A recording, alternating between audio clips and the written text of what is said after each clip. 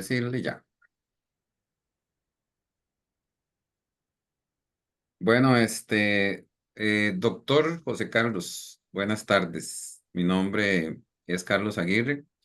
Yo soy estudiante de la carrera de bachillerato en psicología de la Universidad San Marcos y yo me encuentro realizando un trabajo de investigación para un curso que se llama Desarrollo y Ciclo Vital de los Niños y Adolescentes y nos pidieron un trabajo de investigación y a mí me correspondió un trabajo que se titula Problemas de los niños en el aprendizaje de las matemáticas, ¿verdad? Entonces tenemos que buscar un especialista que nos aborde este tema desde las instancias que usted conoce. Entonces, ese es el objetivo. Yo tengo que leer a usted un consentimiento que es informado. El, el Colegio de, de Costa Rica de Psicólogos, pues, tiene algunas reglas para hacer ese tipo de intervenciones, ¿verdad? Y también la universidad. Entonces, yo le voy a leer este consentimiento y después de eso podemos comenzar. Dice consentimiento informado, Universidad San Marco. Recibe un cordial saludo. Usted está siendo invitado a participar en una actividad didáctica del curso de Desarrollo y Ciclo Vital de Niños y Adolescentes, que forma parte de la carrera en Bachillerato en Psicología de la Universidad de San Marco. Esta actividad tiene como objetivo identificar las características, retos y oportunidades que posee la persona diagnosticadas con diferentes trastornos o condiciones psicosociales de intervención en el desarrollo de las primeras etapas del ciclo de vida y hasta adolescencia. La actividad consistirá en desarrollar 5 preguntas vinculadas con la temática de investigación que el estudiante, pues en este caso mi persona, yo ya le hice llegar a usted y ya le comenté cuál es el tema. Beneficios y riesgos de la actividad. No hay beneficios directos para usted en esa actividad. Sin embargo, esta información ayudará a los estudiantes a comprender mejor sobre la temática que estamos investigando para el curso en mención. No se prevén riesgos para usted durante la participación de la actividad tampoco. Confidencialidad. Toda la información recopilada durante esta actividad se mantendrá confidencial. La información se utilizará únicamente con fines formativos, didácticos, grabación. Se requiere realizar una grabación en audio o video de la entrevista, la cual tiene fines de evidencia de trabajo desarrollado. La grabación está destruida una vez finalizado el curso, en el mes que estamos actualmente, que es julio, pero el curso acaba en agosto. Usted tiene derecho a retirarse en cualquier momento que le parezca que no estamos de acuerdo en algunas cosas. Y la información la está solicitando el docente que se llama MCS Carlos Mata Marín, código del Colegio Profesional en Psicología de Costa Rica, 9828. Y el correo del profesor es carlos.matamarin@usanmarcos.ac.cr. Entonces, mi estimado doctor, este es el consentimiento. ¿Usted acepta? Y entonces, Acepto. acepta, pues empezamos con la entrevista, ¿verdad? Como le estaba contando, eh, me tocó buscar un profesional y en este caso me gustaría primero que usted se presentara, que nos dijera quién es, ¿verdad? ¿Qué hace? ¿A qué se dedica? Antes de entrar a las preguntas. Bueno, mi nombre es José Carlos Aguirre, soy médico cirujano y actualmente cuento con una especialidad en neurocirugía y cuento con algunos cursos de máster de deformidad y escoliosis. Laboro desde el 2017 para el Hospital San Juan de Dios y básicamente ese es mi recorrido a nivel privado. Trabajo a nivel de Medcare, que es una empresa que se encarga de imágenes y consulta especializada para rehabilitación. Ok. Y usted, doctor, está cerca de este tema. ¿Qué tan cerca está? ¿Qué nos puede contar? Sí, específicamente en la Juan de Dios no trabajamos con el título como tal directamente para niños, pero sí trabajamos con la parte de adultos.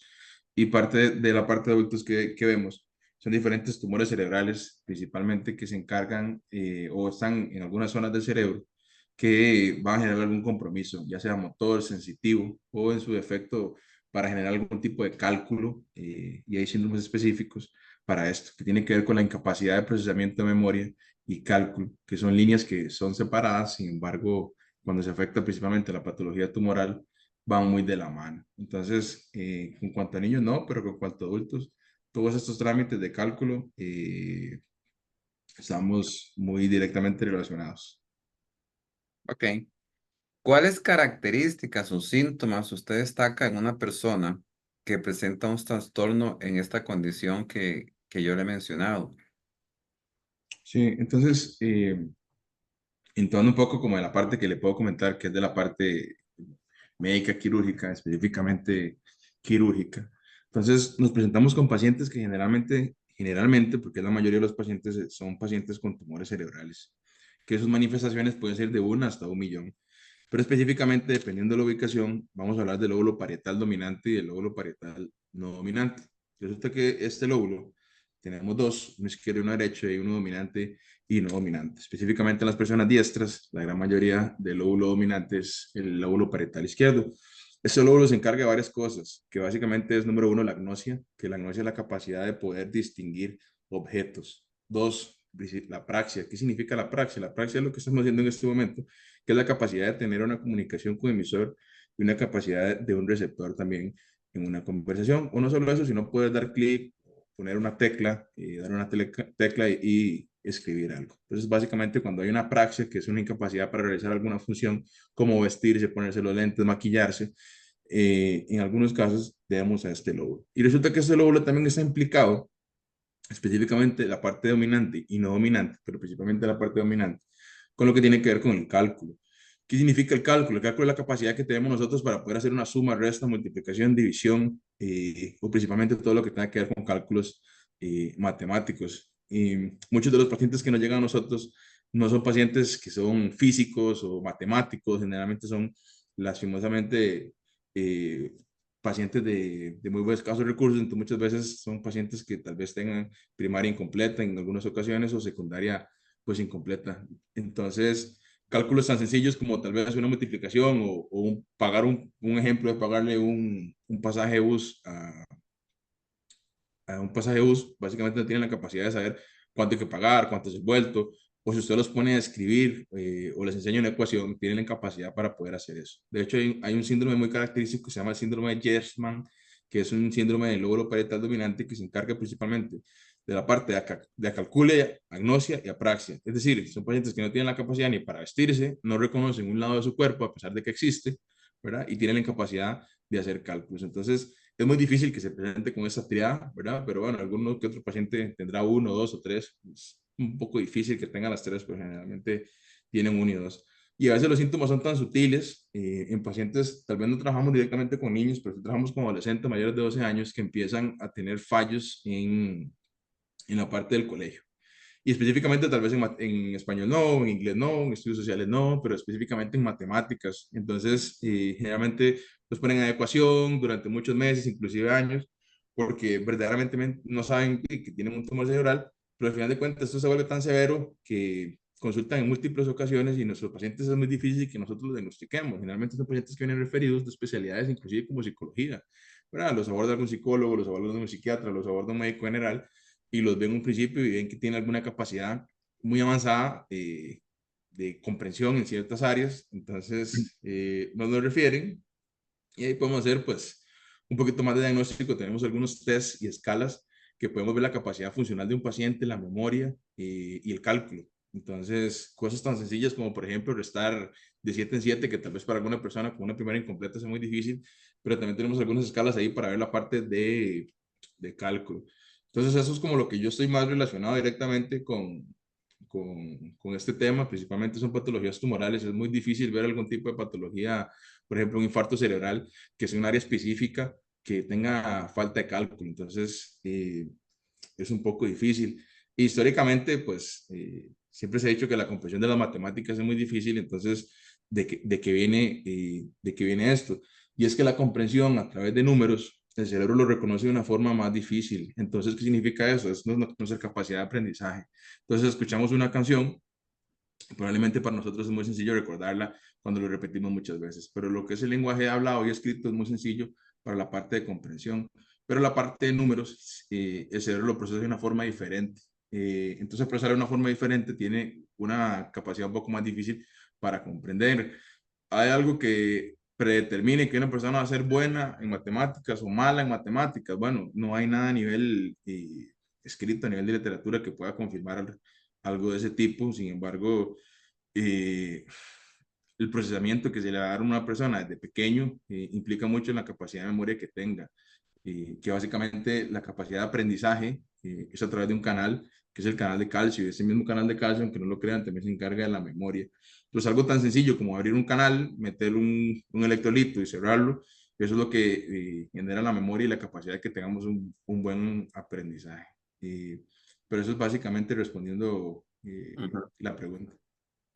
Muchas gracias. Doctor, desde tu experiencia entonces y con todo lo que nos ha dicho, ¿qué tipo de acompañamiento se debe brindar a estas personas específicamente en la parte de cálculo? Sí, entonces es muy importante entender que uno no ve niños, pero generalmente ve adolescentes y los adolescentes son los que están en el colegio. Entonces, ¿qué tipo de acompañamiento se le tiene que ver? No es que todo paciente que no puede hacer un cálculo adecuado se vaya en matemáticas tiene un tumor cerebral. Pero entonces, cuando hay algo, cuando yo digo falta de cálculo o incapacidad para cálculo, es lo que usualmente un paciente hacía en la escuela o en algunos años del colegio y que tenga un retroceso en esa parte. Es cuando digo que hay como un warning, una bandera roja, por la cual hay que tener como asustarse y tener que consultar, porque usualmente venía bien y ya pues ahora viene mal. Obviamente hay una serie de factores independientes a la parte del cálculo por lo cual un paciente no puede aprender, pero específicamente con esta parte, ¿qué acompañamiento se le debería dar? Bueno, inicialmente mi acompañamiento, pues como neurocirujano, básicamente, como son pacientes referidos o como esta parte del tema, es básicamente cirugía. Entonces, el acompañamiento que yo le puedo dar es básicamente cirugía, ¿verdad? Sin embargo, antes de que a mí me llegue, que yo lo toque o que yo lo conozca, es un acompañamiento que debería darse desde el punto de vista de qué está pasando. ¿Qué significa esto? Bueno, ¿quién se encargaría de ver qué está pasando? ¿El médico general? No, el médico general no. Pero sí podemos ver desde el punto de vista de psicopedagogía y comprensión inicialmente ese acompañamiento, o sea, qué es lo que está pasando, algo, la forma de estudiar, la forma de comprender, dónde se estudia, los tiempos con los cuales estudia, está durmiendo mal. Entonces yo creo que un acompañamiento desde un principio, de una psicopedagogía, que es la persona encargada inicialmente de la comprensión o por qué los pacientes no logran comprender o los estudiantes en general, es lo que sí les puede brindar y ahí seguir escalando hasta lograr evidenciar qué es lo que pasa, que muchas veces en las primeras etapas, como la psicopedagoga, ahí termina porque tal vez es que el paciente no duerme bien, o es que el paciente tiene que madrugar mucho, o es que el paciente está pasando por algo emocional. Entonces, generalmente ese acompañamiento de la psicopedagogía es el abordaje inicial. Yo en este acompañamiento soy el último eslabón. ¿Por qué? Porque cuando a mí me llega, ya tiene un diagnóstico que otra persona hizo. Un psiquiatra, un psicólogo, un médico general o un especialista de alguna otra rama. Entonces, el acompañamiento que yo le doy es darle el diagnóstico y cirugía, en caso de cirugía o algunos casos, Ujú. pues radioterapia o radiocirugía, si fuera el caso. ¿Y cuáles son los retos, digamos, y oportunidades, no sé, pero cuáles son los retos y oportunidades que usted considera, doctor, que presenta una persona que tiene este tipo de trastornos? Eh, desde mi punto de vista, ¿Sí? de nuevo, el reto que yo le puedo decir, que yo podría tener en mi trabajo, es quitar el tumor y mejorar su condición. Eso es como el reto que yo podría decir de lo que yo me encargo. ¿Por qué? Porque yo le puedo quitar el tumor o cualquier persona puede quitar el tumor, pero lo importante es que tantas secuelas dejo o no. Entonces el reto en lo que le puedo decir para mí es que el paciente salga lo mejor posible y mejore con la cirugía. Ahora, desde los eslabones de primer ataque, ¿qué es el reto? Bueno, es difícil porque cuando un paciente estudia o cuando un paciente no tiene capacidad de hacer cálculos, ¿verdad? O le cuesta, ¿verdad? Pero hay que ver muchas otras cosas. Está bien las demás materias, cómo está la parte emocional, cómo estudia, cuántas horas estudia, cuánto tiempo le dedica, si se siente frustrado. Entonces, yo creo que los verdaderos retos no los tengo yo en el diagnóstico, los verdaderamente retos los tienen los primeros personas de ataque, que generalmente siempre está la parte de psicopedagogía, que para mí es sumamente importante, que es quien analiza por qué un paciente, perdón, por qué un estudiante no tiene una adecuada comprensión, o le va mal, o le va regular, o necesita algún tipo de adecuación, ¿verdad? Más tiempo, o algún examen especial, ¿verdad? Que igual se pueden sacar escalas de IQ para ver verdaderamente qué es lo que está pasando, y no un IQ alto, generalmente tiene que decir que es buenísimo en matemáticos, o un IQ bajo tiene que decir que es malo en alguna parte de cálculo. Pero en general creo que esos son los retos que se presentan, digamos, en este tema.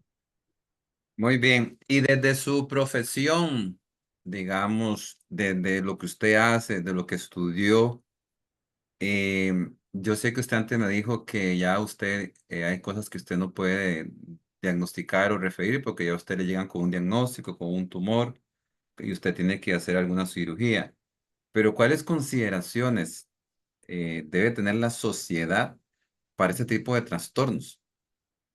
Sí, esto muchas veces es muy injusto, eh, porque la sociedad, al igual que otras cosas, otras enfermedades, pues se tacha, ¿verdad? Entonces, es muy frustrante ver como tal vez un compañero o algún compañerito avanza eh, en alguna materia pues uno se queda, o la persona se queda un poquito, pues rezagada, pero pues, bueno, en general, eh, desde mi punto de trabajo, pues ya con un diagnóstico, pues ya la gente no tiene como alguna malicia o algo fuera de ahí, porque ya, bueno, este paciente, esa persona tenía ese tipo de comportamiento, esa persona tenía ese tipo de falta de comprensión, o siempre fue malo en el colegio porque tenía esto en el cerebro, o porque generalmente ahorita estamos hablando de tumores, pero muchas veces cuando pasamos por los hospitales de niños vemos que los pacientes nacen con algún tipo de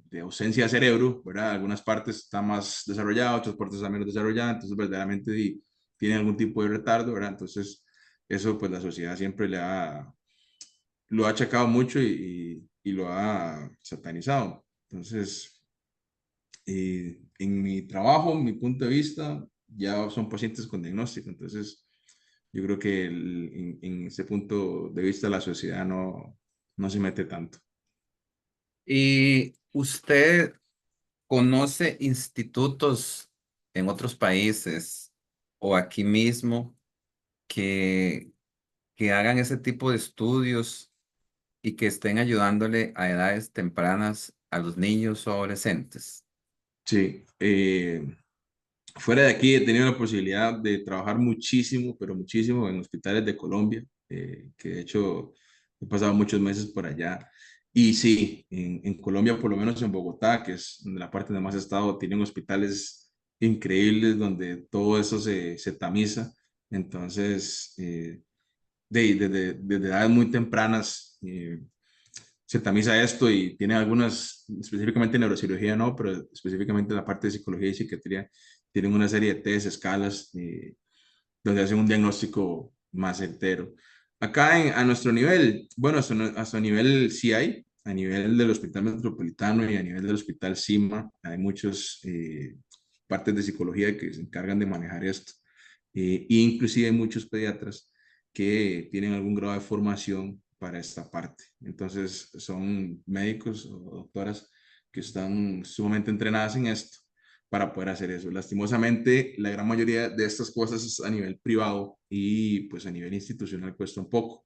Llega el paciente referido a pediatría o al médico general porque le va mal en el colegio, porque es muy disperso, ¿verdad? Entonces también aquí hay que tener la precaución porque somos buenísimos en hacer diagnósticos de enfermedades como antes lo conocíamos como autismo, ¿verdad? O Asperger, ya eso quedó en el pasado y ahora se conoce como enfermedades de espectro autista.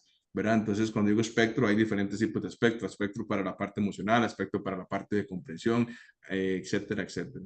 Entonces, sí somos buenos, ¿verdad? Tanto a nivel institucional, caja me refiero, como a nivel privado para poder hacer diagnósticos ya de enfermedades como tal, que tiene algunos rasgos muy característicos, pero a veces cuando no están esos rasgos presentes hay que hacer algunas series de tesis y otras cosas que por lo menos a nivel institucional público no hay, a nivel privado pues sí, hay demasiadas herramientas, hay demasiados pediatras y hay demasiados psicólogos y psiquiatras que están subespecializados para poder tener esto a mayor comprensión.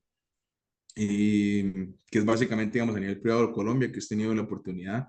He ido a otras partes del mundo, sin embargo, la prioridad en la que he ido es columna, entonces como la parte, pues, neurológica, a veces cuando voy no está de la mano, pero a nivel institucional, pues sí, tenemos poquito, lastimosamente tenemos poquito para poder apoyar y generalmente cuando uno está de médico general, cuando encuentra algún paciente que uno ve y que le cuesta el colegio, le cuesta interactuar con sus amigos, uno lo que hace inmediatamente es hacer una referencia y pues mandarlo a psicología. ¿Por qué? Porque generalmente son áreas en las cuales no nos dan una adecuada formación o generalmente a la gran mayoría de las personas pues no les gusta, no les hace pues mucha gracia.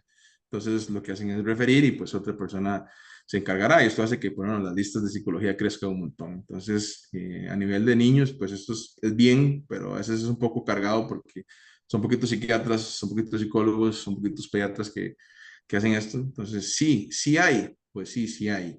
Y a nivel privado hay, sí, y mucho. Eh, entonces, pues sí, a nivel privado hay muchísimo, muchísimo, muchísimo, muchísimo, muchísimo de test, escalas, etcétera, etcétera, etcétera, que se le pueden aplicar a estos niños. A nivel institucional hay poquito y exclusivo, ¿verdad? Si tenemos un paciente en Guanacaste que tiene tal cosa, no, vaya con la psicóloga general y él verá cómo se encarga, ¿verdad? No tenemos como esta psicóloga especialista en niños, específicamente tal vez en áreas de comprensión, pero eso en términos generales. Muchas gracias, doctor, por su tiempo. Va a ser muy valioso para esta formación que estamos tomando.